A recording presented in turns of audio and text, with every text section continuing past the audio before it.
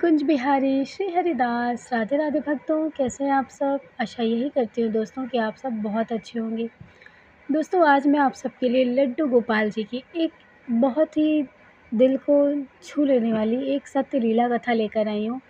दोस्तों, आज की लीला कथा मुझे भेजा है शिखा मिश्रा जी ने। शिखा जी मुझे बताती हैं कि दीदी, मैं एक पेशे से एक ब्लॉगर हूँ। मैं हमेशा ब्लॉगिंग करती हूँ और मैं ट्रैवल ब्लॉगर हूँ, तो मैं हर जगह हमेशा आती-जाती रहती हूँ। तो उन्होंने कहा कि मैं हमेशा आती हूँ, जैसे कहीं भी किसी भी प्लेस को वो विज़िट करती रहती हैं हमेशा। तो उन्होंने बताया कि ऐसे ही विज़िट करते हुए वो मथुरा वृंदावन से पहले वहाँ पर गई, वहाँ पर उन्होंने बिहारी जी के दर्शन किए। उसके बाद दोस्तों, जब बिहारी जी के दर्शन के लिए गईं, तो उनकी जो मम्मी थीं, वो उनसे उन्होंने बोल रखा था कि तुम जब जाना बिहारी जी के दर्शन करने, तो वहाँ से लड्डू गोपाल जी को लेकर के आना। तो इसीलिए वो लड्डू गोपाल जी को वहाँ से ले लेती हैं। दोस्तों, लेने के बाद वो उन्हें अपने बैग में रख लेती हैं। रखने के बाद वो फिर से अपने जो उनका ट्रैवल जो करती हैं अपनी ब्लॉगिंग के लिए, वो निकल जाती हैं। दोस्तों, हर जगह जाने के बाद वो सबसे पहले खाटू श्याम बाबा के दर्शन के लिए जाती हैं। वहाँ पर भी वो दर्शन करती हैं दोस्तों। वहाँ पर दर्शन करने के बाद फिर वो आगरा जाती हैं। इसी तरह से वहाँ पर भी वो व्लॉगिंग करती हैं, आगरा जाती हैं। कुल मिला के 3 से 4 दिनों की उनकी जो ट्रिप बनी हुई थी दोस्तों, वो उसमें व्लॉगिंग भी करती हैं और लड्डू गोपाल जी को लेकर के जाती भी हैं। उसी बीच उनकी मम्मी का फ़ोन आ जाता है। उनकी मम्मी उनसे कहती हैं कि बेटा, तुमने लड्डू गोपाल जी लिया? तो उन्होंने बोला, हाँ मम्मा, मैंने लड्डू गोपाल जी को ले लिया है। तो वो कहती हैं कि अच्छा ठीक है, लड्डू गोपाल जी को तो तुमने ले लिया, ऐसा करो उनके लिए वस्त्र भी खरीद लो और तुमको मैं एक जगह भेज रही हूँ, तुम वहाँ पर जाओगी? तो कहती, हाँ मम्मी बताइए, मैं जाऊँगी, क्यों नहीं जाऊँगी? तो कहती है कि बेटा, तुम्हें जाना होगा बालाजी, मेहंदीपुर बालाजी जाना होगा और वहाँ पर जा कर के तुम्हें वहाँ से बाबा जी का जल ले आना होगा, क्योंकि जल घर में ख़त्म हो चुका है और तुम्हारे पापा को तो पता है ना कि वक़्त-वक़्त पर उन्हें जल की ज़रूरत पड़ती है। तो वो कहती है, ठीक है, मैं मम्मी चली जाऊँगी। तो शिखा कहती हैं कि मुझे लगा कि मैं जाऊँगी और ले कर के वहाँ से जल अपना चले आऊँगी। तो वो कहती हैं कि मैं मेहंदीपुर बालाजी के लिए निकल जाती हूँ। वहाँ पर पहुँचती हूँ, वहाँ पर मतलब जो बालाजी महाराज हैं, उनके दर्शन होते हैं मुझे बहुत ही अच्छे से। तो वहाँ पर जो जहाँ पर हम लोग हमेशा, हमारी मम्मी आती-जाती रहती हैं, शिखा कहती हैं। तो वहाँ पर जो एक पंडित जी थे, उन्होंने बोल रखा था कि बेटा, तुम यहाँ से कभी कोई चीज़ मत लेकर जाना, कि कोई प्रसाद देगा तो प्रसाद भी मत लेना। तो शिखा कहती है कि ऐसा क्यों है पंडित जी? तो कहते हैं कि ऐसा होता है बेटा, तो तुम कुछ भी मत लेना, कोई तुम्हें बुलाए तो पीछे भी मत देखना। अब ये बात शिखा के मन में बैठ जाती है, वो वहीं पर अपना ब्लॉगिंग स्टार्ट कर देती हैं।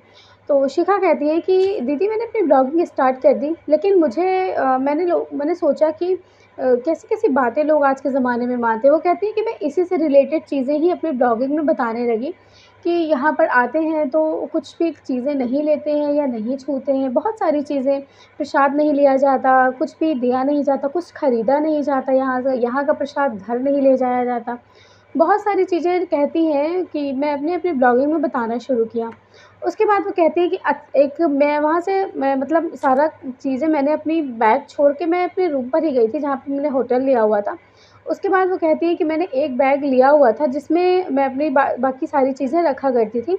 तो कहती थी, ना जाने कैसे उसमें एक मतलब मेरे लड्डू गोपाल जी उसी में रह गए थे। तो वो कहती है, मुझे ध्यान नहीं था, हो सकता था कि लड्डू गोपाल जी पहले से ही मेरे इसी पर्स में रह गए हों, मैंने ध्यान नहीं दिया हो। तो उन्होंने कहा कि मैंने लड्डू गोपाल जी को ऐसे ही रख लिया था। तो मैंने उनको देखा, मैंने कहा, अरे गोपाल जी, आप यहाँ मेरे पर्स में कैसे आ गए? तो उसके बाद दोस्तों, वो कहती हैं कि मैं उनको ले कर के वहीं से चलती रहती हूँ। उसके बाद वो कहती है मैंने ब्लॉगिंग ख़त्म करी। ख़त्म करने के बाद वो कहती है कि मैंने बाबा जी के पास में गई, मैंने जल लिया। जल लेने के बाद मैं जैसे ही वापस आ रही थी, वैसे ही मुझे वहाँ पर एक बच्चा रोता हुआ दिखा। वो बच्चा बहुत ज़ोर-ज़ोर से रो रहा था। मुझे लगा वो बच्चा क्यों रो रहा, हो सकता है अपने माँ-बाप से बिछड़ गया हो। तो शिखा कहती है, मैं उस बच्चे के पास गई। मैं उस बच्चे के पास गई, मैंने उस बच्चे से पूछा कि क्या हुआ बच्चा, तुम रो क्यों रहे हो? तो वो कहती है, वो जो बच्चा होता है वो कहता है कि मतलब मेरी मम्मी नहीं मिल रही हैं। तो वो कहती है कि अच्छा ठीक है, मम्मी नहीं मिल रही, कोई बात नहीं बेटा, तुम लो, ये मेरे पास बिस्किट्स हैं, इसको खा लो और अभी मम्मा मिल जाएँगी। मैं चलो, मैं तुम्हें तुम्हारी मम्मा को ढूँढ देती हूँ।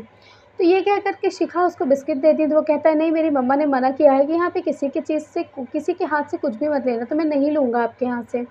तो इतने छोटे बच्चे को ऐसा कहता देख शिखा बड़ी आश्चर्य में पड़ जाती है। वो कहती है, अरे! ये तो छोटा बच्चा है, वो भी ऐसी बातें कर रहा है। फिर वो कहती हैं अच्छा ठीक है चलो, तो वो उनकी मम्मी को ढूँढती हैं, तो उनकी मम्मी नहीं मिलती हैं। उसके बाद अचानक से शिखा को बहुत तेज़ प्यास लगती है, तो शिखा कहती है कि मैंने तो ये पर्स ले रखा है, तो वो उस बच्चे को ही अपना मतलब वो बच्चा बहुत छोटा भी नहीं था, 8 साल का था, 7 साल तक का था। तो वो कहती है कि मैंने उस बच्चे को कहा कि बेटा तुम ये मेरा पर्स पकड़ के यहीं पर खड़े रहो और मैं ये रिकॉर्डिंग करती हूँ, मतलब मेरी रिकॉर्डिंग करना, मैं जा रही हूँ यहाँ पर पानी पीने, ठीक है? तो वो बच्चा जो था वो भी हाँ में सर हिला देता, वो कहता है ठीक है। तो वो शिखा कहती है कि मैंने उसे रिकॉर्डिंग के लिए बोला और मैं चली गई पानी पीने के लिए। जब मैं वहाँ से पानी लिया मैंने, पानी पिया, उसके बाद जब मैं वहाँ से आ रही थी तो मैंने देखा कि वो बच्चा वो पर्स वहीं पर रख कर के भागने लगा।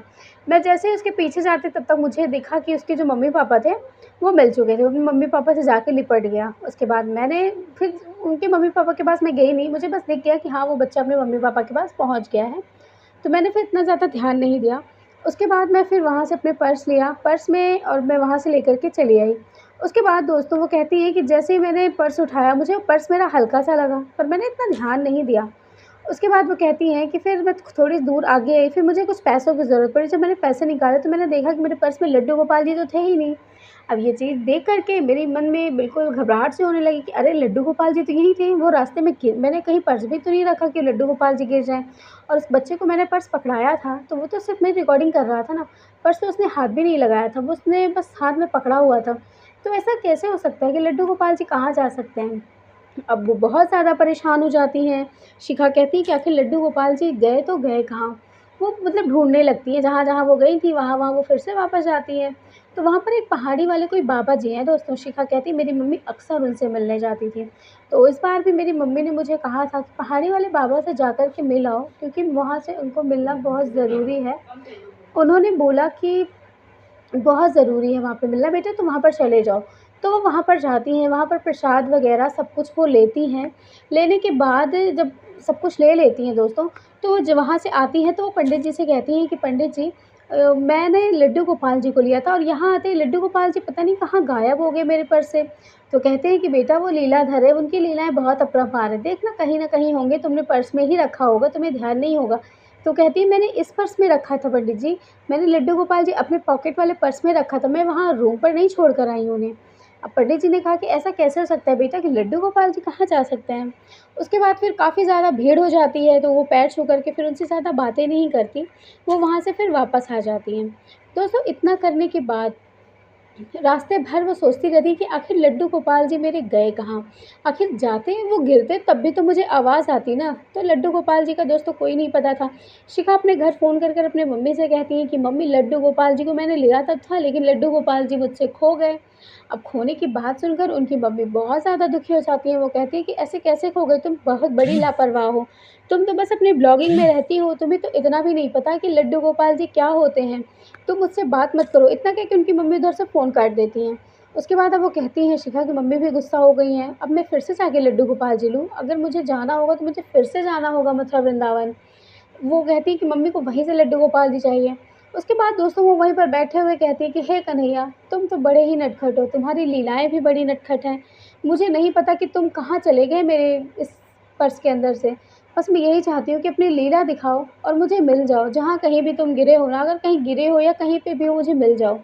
उसके बाद दोस्तों वो वहीं से उतर रही थी, वहाँ पे फिर एक खंभा पड़ता है दोस्तों, तो एक बिजली का खंभा होता है, वो वहीं पर बैठ जाती हैं दोस्तों, बैठी रहती हैं थोड़ी देर के लिए, जहाँ पे आरती, पूजा वगैरह जो भी होती है, हो जाती है, क्योंकि वहाँ पे इतना ख़राब माहौल था, शिखा कहती हैं कि उस माहौल में जाने से भी उनको डर लग रहा था, वहाँ पर किस-किस तरह की चीज़ें हो रही थीं। ये शिखा कहती है कि सिर्फ़ मेरा दिल ही जानता था कि लोग कैसे-कैसे अपने भूत-प्रेत की बाधाओं को तुरवाने के लिए आते हैं और क्या-क्या होता है यहाँ पर। ये सब देखकर मेरा दिल दहल जा रहा था। लेकिन फिर वो लड्डू गोपाल जी को ढूँढने के लिए दोस्तों फिर से उसी जगह पर गईं। जब वो वहाँ पर जाती हैं दोस्तों, तो वहाँ पर एक बिजली का खंभा होता है। बिजली के खंभे के पास ही एक काले कलर के कपड़े में कुछ रखा हुआ होता है और वहीं पर वो बैठ जाती हैं थक-हार कर के। तो वहाँ पर जब वो बगल में देखती हैं तो एक काले कलर का कपड़ा था, वो छोड़ कर के तुरंत वो हट जाती हैं दोस्तों। और जैसे ही वो हटती हैं, हवा की मतलब जैसे हवा चलती है, तो हवा के चलने की वजह से ना वो जो कपड़ा होता है जिससे ढका हुआ था ना, वो कपड़ा उड़ जाता है। उड़ने के बाद वहीं पर लड्डू गोपाल जी दिखाई देते हैं दोस्तों। ये देख कर के वो तुरंत उस काले कपड़े को उठाकर फेंकती हैं और तुरंत लड्डू गोपाल जी को लेकर के अपने सीने से लगा लेती हैं। कहती हैं, "अरे लड्डू गोपाल जी, आप तो यहाँ पड़े हुए हैं। मुझे लगा आप कहाँ चले गए हैं।" उसके बाद दोस्तों वो कुछ भी नहीं कहती, उसके बाद वो लड्डू गोपाल जी को लेकर घर आ जाती हैं कि मम्मी को दिखाती, मम्मी भी खुश हो जाती हैं। मम्मी भी उनकी पूजा सेवा करना मतलब प्राण प्रतिष्ठा करके शुरू कर देती हैं। उसके बाद 2 से 4 दिन बीत चुके थे दोस्तों। चौथे से 5वें दिन जब हो गया था, अचानक से शिखा को उल्टियाँ होने लगीं। शिखा की बहुत ज़्यादा तबीयत ख़राब हो गई। उनकी मम्मी परेशान थी कि आखिर उसको हुआ क्या है? वो जब से वहाँ से आई है, उसकी तबीयत अचानक से क्यों ख़राब हो गई? उसके बाद दोस्तों तबीयत ख़राब हो गई, बहुत ज़्यादा दवाइयाँ कराई गई, शिखा को बिल्कुल आराम नहीं मिल रहा था। शिखा को उल्टियाँ होते-होते उसको खून की उल्टियाँ होनी शुरू हो गई थीं। शिखा कहती है कि मेरी तबीयत इतनी ज़्यादा ख़राब थी कि लोग मेरे मरने का इंतज़ार कर रहे थे कि कहीं इसको कुछ हो ना जाए और ये मर ना जाए। शिखा कहती इतनी बुरी हालत देख कर के मुझे भी अब डर सा लगने लगा था, मुझे भी लगा कि शायद अब मैं नहीं ज़िंदा रहूँगी, क्योंकि मेरी तबीयत ही इतनी ज़्यादा ख़राब हो चुकी थी। उसके बाद दोस्तों वो अचानक से अपने जो उनके यहाँ के गुरुजी होते हैं ना, वो उनकी मम्मी कहती हैं कि लाओ मैं गुरुजी का थोड़ा-सा इसको पानी पिला देती हूँ, हो सकता है कि इसको थोड़ा-सा अच्छा लगे। तो वो जब पानी पिलाती हैं दोस्तों, तो शिखा कहती है कि मुझे बहुत आराम मिल रहा है मम्मी।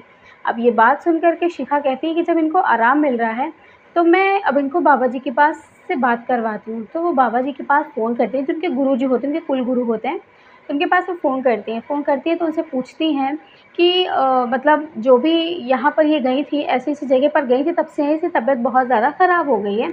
तो ठीक होने का नाम नहीं ले रही है और दवाई तो असर ही नहीं कर रही है। तो वो ऐसी बात बताते हैं दोस्तों, जिसे सुन कर के उनके पूरे परिवार का दिल दहल जाता है। कहते हैं कि वो जहाँ पर बालाजी गई हुई थी, क्या वो वहाँ से कुछ लेकर आई है? तो उनकी मम्मी कहती हैं कि हाँ, वो वहाँ से जल लेकर आई है। तो वो कहते हैं जल नहीं, वहाँ से वो कुछ और भी लेकर आई है। तो कहते हैं कि नहीं और कुछ नहीं लेकर आई, वो शिखा से पूछती हैं, शिखा कहती है नहीं, मैं तो वहाँ से कुछ नहीं लेकर आई। लेकिन शिखा ये बात नहीं बताती हैं कि लड्डू गोपाल जी को वो वहाँ पर पाई थी, वो लड्डू गोपाल जी को लेकर के आती हैं। उसके बाद दोस्तों वो लड्डू गोपाल जी के बारे में नहीं बताती, लेकिन वो कहते हैं कि इनसे फिर से पूछो कि लड्डू गोपाल जी मतलब के बारे में उनसे पूछो कि वो क्या लेकर आई है। शिखा सोचती है कि मेरी तबीयत इतनी ज़्यादा ख़राब है, पता नहीं मैं आगे रहूँगी भी या नहीं रहूँगी, तो इससे अच्छा मैं मम्मी से अपनी सच्चाई बता ही देती हूँ। तो अपनी मम्मी से वो सारी सच्चाई दोस्तों बताती हैं कि कैसे वो ब्लॉगिंग करते वक़्त लड्डू गोपाल जी उनके हाथ से छूट गए या गिर गए।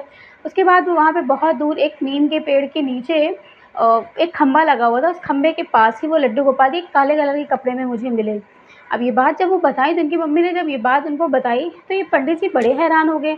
उन्होंने कहा कि क्या ऐसा कैसे हो सकता है कि कोई लड्डू गोपाल जी के अंदर कोई ऐसी नकारात्मक शक्तियाँ हैं, जो आ गई हैं और जो शिखा के अंदर प्रवेश कर गई, उसके छूने मात्र से। अब दोस्तों ये बात शिखा की मम्मी से बिल्कुल मतलब बिल्कुल सोच से परे थी दोस्तों कि एक लड्डू गोपाल जी के अंदर ऐसा कैसे हो सकता है। लेकिन जी हाँ दोस्तों, ऐसा हुआ है शिखा जी के साथ। शिखा वो कहते हैं कि जो ब्लैक कलर का कपड़ा था, उसने लिया, उसने अपने बैग में ही रखा है। तो कहती हाँ, बैग में तो रखा है। तो दोस्तों वो तुरंत जाती हैं, उनकी मम्मी ब्लैक कलर के कपड़े को लेती हैं। वो कहती है कि उसको उनको लेकर के शिखा और लड्डू गोपाल जी सबको लेकर के हमारे आश्रम अभी के अभी आओ। तो वो 1-2 घंटे के अंदर अपने आश्रम में पहुँच जाती हैं। जब पहुँचती हैं तो शिखा की हालत बिल्कुल ख़राब हो चुकी थी, उसको फिर से उल्टियाँ शुरू हो गई थी। शिखा कहती है कि मैं बस पहुँचती, अगर नहीं शायद मैं आश्रम पहुँचती, तो शायद मैं दीदी आपसे आज ये कहानी नहीं बता रही होती। उन्होंने कहा मैं आश्रम पहुँचती हूँ, जब मैं वहाँ पर पहुँची, मेरी हालत इतनी ख़राब थी कि जो गुरुजी के हमारे जो चेले थे, वो मुझे पकड़ कर लिटाया उन्होंने। उसके बाद मैंने लड्डू गोपाल जी को रखाया। उसके बाद उन्होंने कहा कि हे लड्डू गोपाल जी, आपके अंदर कभी कोई नकारात्मक शक्तियाँ आ ही नहीं सकती। आप तो सर्वज्ञ हैं, सर्वव्यापी हैं, सर्वपरे हैं। आपके अंदर ये सब हो ही नहीं सकता। तो इस बच्चे के अंदर ऐसा क्या हो गया कि ये आपको घर लेकर आई और यही बीमार हो गई। दोस्तों उसके बाद उन्होंने आँख बंद किया, आँख बंद करने के बाद जो भी उन्होंने कहा, वो शिखा कहती है मुझे तो नहीं पता, लेकिन मेरी मम्मी ने बताया कि बस गुरुजी ने आँख बंद की और गुरुजी की बस शरीर काँप रहे थे बार-बार, मतलब ज़ोर-ज़ोर से कुछ अजीब-अजीब सी हरकतें कर रहे थे। उसके बाद फिर उन्होंने कहा कि इस लाल कपड़े को ले जाकर के जला दो हवन कुंड में, और उन्होंने मेरे ऊपर से कुछ उतारा किया, तो शिखा के ऊपर से उन्होंने उतारा किया। उसके बाद उन्होंने लड्डू गोपाल जी को फिर से प्राण प्रतिष्ठित किया अच्छे तरीके से। उसके बाद फिर वो अपने लड्डू गोपाल जी को उन्होंने कहा कि अब आप घर ले जा सकती हैं। अब लड्डू गोपाल जी भी आपके बिल्कुल अच्छी तरह से प्राण प्रतिष्ठित हो चुके हैं। अब आपके बेटे के ऊपर कोई बाधा नहीं है। हाँ, इसकी तबीयत इतनी ज़्यादा ख़राब है क्योंकि इसको उल्टियाँ हुई, खून की उल्टियाँ हुई, इसलिए इसका स्वास्थ्य कुछ दिन के लिए ठीक नहीं रहेगा। दवाइयाँ आप करवाइए, इसको ताकत की मतलब सारी चीज़ें आप ऐसी चीज़ें करिए जिसको ताकत आए शरीर में, बाकी ये बिल्कुल ठीक हो चुकी है। उसके बाद वो शिखा को लेकर आती हैं घर। शिखा को उस टाइम पर होश नहीं था।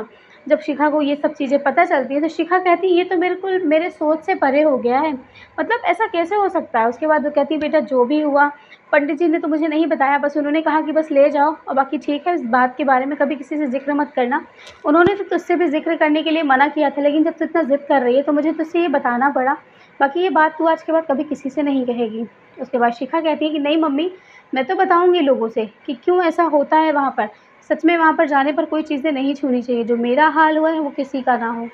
उसके बाद दोस्तों वो कहती हैं कि लेकिन मुझे एक चीज़ आज तक ये नहीं समझ आई, शिखा कहती हैं दोस्तों कि मुझे एक चीज़ ये नहीं समझ आई दीदी कि लड्डू गोपाल जी के लाने से ऐसा क्या हो गया और मेरे लड्डू गोपाल जी वहाँ पहुँचे कैसे? कौन उनको काले कपड़े में वहाँ रख कर गया? वो मेरे ही लड्डू गोपाल जी हैं या किसी और के लड्डू गोपाल जी थे, जो शायद मैं भूल से अपने साथ लेकर आ गई थी? क्योंकि मेरे लड्डू गोपाल जी तो काले कपड़े में थे ही नहीं और इतनी मैं बहुत ज़्यादा उलझन में थी कि मुझे पता ही नहीं चला कि लड्डू गोपाल जी कहाँ पर गए, कैसे हुए? क्योंकि मुझे मम्मी ने मुझे बहुत ज़्यादा डाँट दिया था। बहुत ज़्यादा दिक्कतें होने की वजह से मैं जो है लड्डू गोपाल जी को शायद मैं लेकर के चली आई। उसके बाद दोस्तों शिखा कहती हैं कि मुझे नहीं पता क्या है, क्या नहीं। दीदी ये तो मेरे बिल्कुल सोच से परे है। उसके बाद उन्होंने कहा कि आज के बाद मैं ऐसी जगह पर ब्लॉगिंग करना मैंने बंद कर दिया, मैं दोबारा वहाँ पर नहीं गई। उसके बाद उन्होंने ये भी बताया दोस्तों कि हम आज भी लड्डू गोपाल जी की सेवा करते हैं, पूजा करते हैं, लेकिन उस घटना को सुन कर के ना आज भी मेरा दिल दहल जाता है दोस्तों। दोस्तों उसके बाद शिखा कहती हैं कि आज तक दीदी मैंने कभी भी मैं बालाजी नहीं गई, मेरी मम्मी हमेशा जाती हैं, लेकिन मैं मेहंदीपुर बालाजी कभी नहीं गई क्योंकि वहाँ की जो चीज़ें हुई मेरे साथ मैं वो कभी भूल नहीं सकती। तो दोस्तों आज की थी शिखा जी की ये कहानी, उन्होंने जो मुझे इंस्टाग्राम पे लिख कर भेजी। दोस्तों आप सबको क्या लगता है कि क्या ऐसा हो सकता है? अगर ऐसा आप सबको लगता है तो मुझे ज़रूर कमेंट कीजिएगा। दोस्तों आप सब जो भी मेरी स्टोरी सुनते हैं, मुझे बहुत अच्छा लगता है कि आप लोग मुझे इतना ज़्यादा सपोर्ट करते हैं, मेरी स्टोरी को सुनते हैं। लेकिन दोस्तों कुछ समय के लिए मैं आप सबको जिन्होंने भी मुझे स्टोरी भेजी है, दोस्तों एक का नाम है, मैं आप लोगों का नाम भी ले लेती हूँ। एक लोगों का नाम है सुषमा शर्मा जी ने मुझे एक स्टोरी भेजी है, एक मुझे राघव जी ने मुझे स्टोरी भेजी है और एक मुझे पारुल शाह जी ने स्टोरी भेजी है। दोस्तों आप तीनों लोगों ने जो मुझे स्टोरी भेजी है, आप लोगों ने मुझे बहुत मैसेज किए कि दीदी आपने मेरी स्टोरी अभी तक अपलोड नहीं की। तो दोस्तों मैं आप सबसे बताना चाहती हूँ, मुझे बहुत दुःख हो रहा है इस चीज़ का कि मतलब मैं आप लोगों की स्टोरी नहीं डाल पा रही हूँ अपने चैनल पे दोस्तों, क्योंकि बहुत ही जल्दी मेरी शादी होने वाली है, तो इसी वजह से मैं नहीं डाल पा रही हूँ दोस्तों। बहुत ज़्यादा आप लोग समझ सकते हैं कि कितना ज़्यादा काम होता है घर में, तो इस वजह से नहीं। बाकी दोस्तों मैं कुछ वक़्त के बाद आपकी स्टोरी डालूँगी, तो आप लोग प्लीज़ इस चीज़ के लिए मतलब बुरा मत मानिएगा कि मैं आपकी स्टोरी क्यों नहीं डाल रही हूँ, क्योंकि आप लोग मुझे इंस्टा पे मैसेज करते हैं, तो मुझे थोड़ा-सा अजीब-सा लगता है कि आप लोग मुझे भेजते हो और मैं आपकी स्टोरी नहीं डाल पा रही हूँ। दोस्तों तो मैं आप लोगों की स्टोरी कुछ वक़्त के बाद से डालती हूँ, तो आप लोगों को बुरा तो नहीं लगेगा। प्लीज़ आप लोग समझने की कोशिश कीजिए कि मैं थोड़ा-सा मेरे यहाँ मेरी ही शादी है, तो इसलिए मैं बहुत ज़्यादा व्यस्त हूँ, आप लोगों को तो पता ही होगा।